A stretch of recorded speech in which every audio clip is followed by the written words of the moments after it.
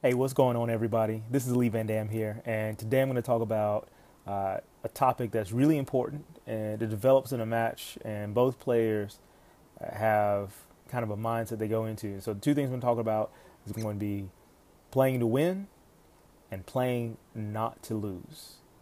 So let's check it out.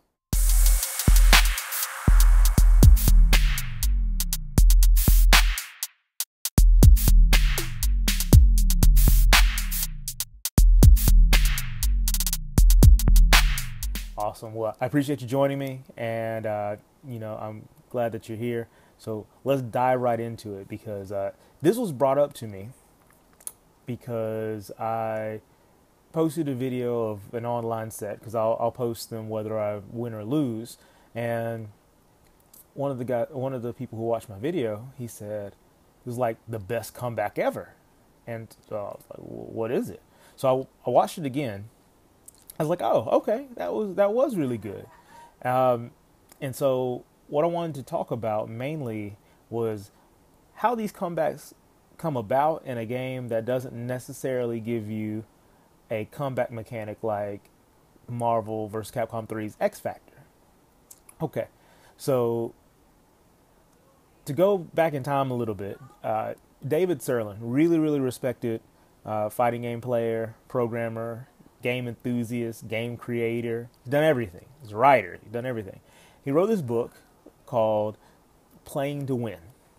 And what it does is it takes aspects of Sun Tzu's Art of War and applies them to playing fighting games. Because there's a lot of similarities, a lot of things that are the same about the mindset of what you should be going for throughout the book. And so it's a really great read. I definitely would recommend it. I have links for it below the video in the description. Definitely say pick it up. It's a great read.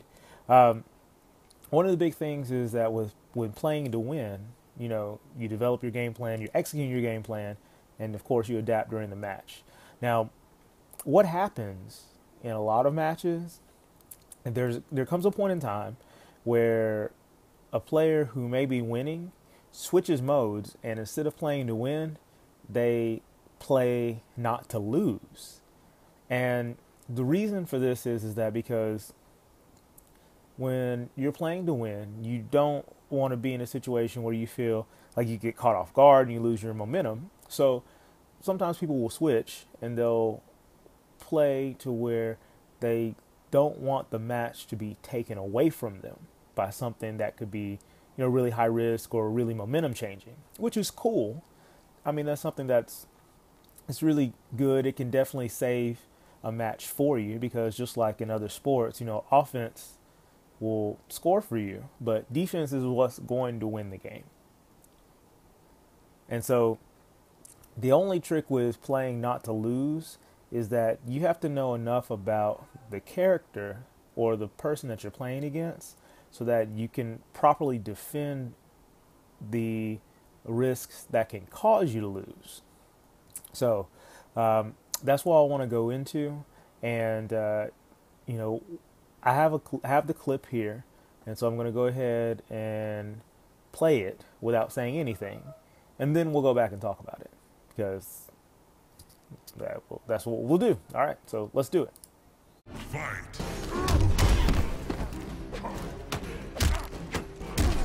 Taste the blade of Oshtek.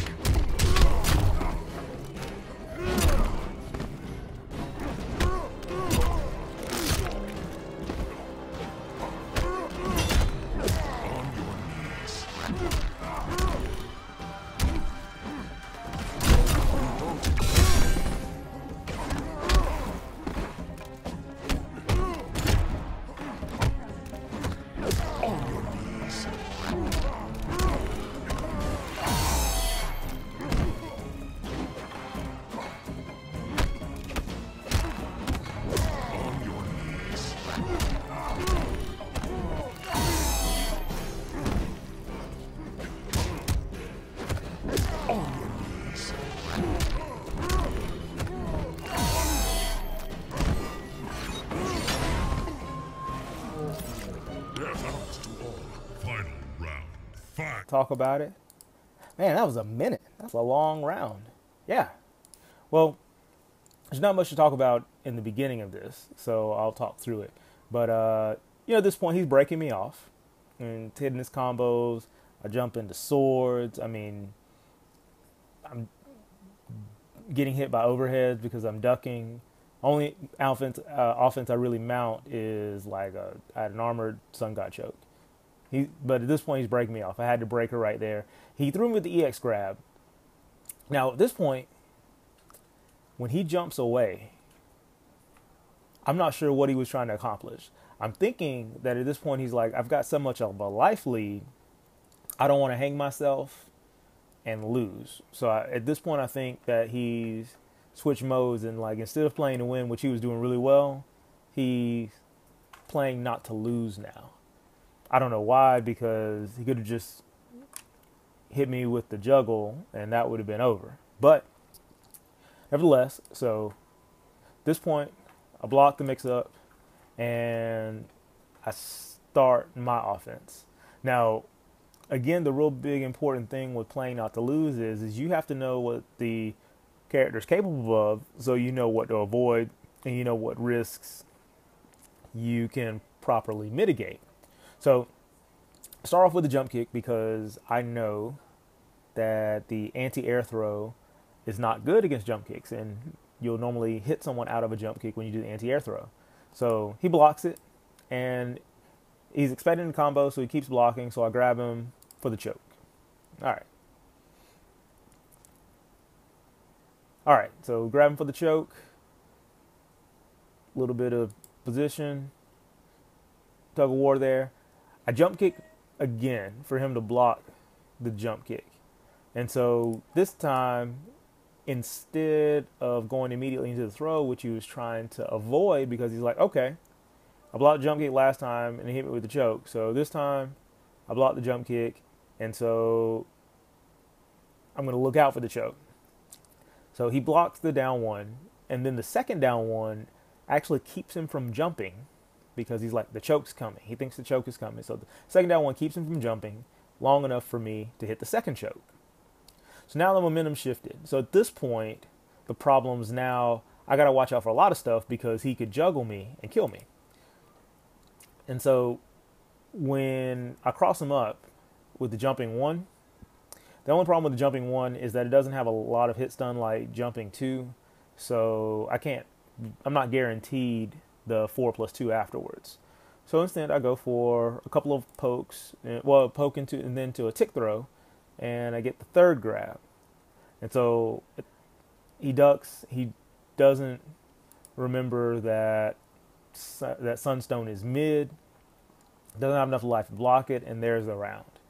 So with him working so hard to play not to lose, he ends up losing because he doesn't know what to try to avoid in the sequence.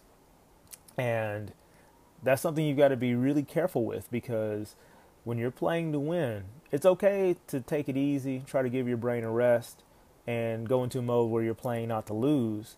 But you really need to know what possibilities are out there, so that way you don't end up in uncharted territories and you lose the game because you're unfamiliar with what's happening. But anyways, I appreciate you guys coming by. I hope this helps out someone. And, we'll talk about more topics as they come up. But until next time, this is Lee Van Dam. If you like what you're hearing, you like what you're seeing, please subscribe and please like the video for me. Really appreciate it. And, y'all take care and God bless.